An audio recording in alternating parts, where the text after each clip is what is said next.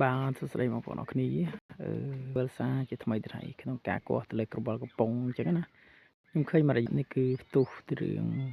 ភេសជ្ជៈគ្រុឌថ្មីនេះគឺជាប់រង្វាន់ច្រើនបងប្អូនអរគ្នាគឺអ្នកភូមិខ្ញុំគឺភាគច្រើនបានច្រើនណាស់ណាសម្រាប់ភេសជ្ជៈគ្រុឌនេះសល់មិញគេបាន50រៀលបាន120 250គឺបានសឹងតែរាល់ថ្ងៃមកនិយាយចំទៅឲ្យតែភេសជ្ជៈប្រភេទ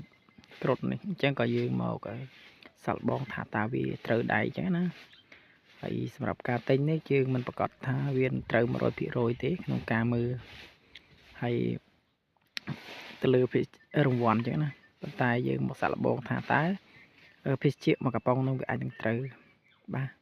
មកកំប៉ុងមកវិញឬក៏វាអាចនឹងត្រូវរង្វាន់ធំពីគេឥឡូវយើងកោះទាំងអស់គ្នាកោះយករង្វាន់ធំមកអ៊ុតមកអត់អាលីងអត់មានជាប់ទេបងប្អូនអរគ្នាអើយអរគុណណា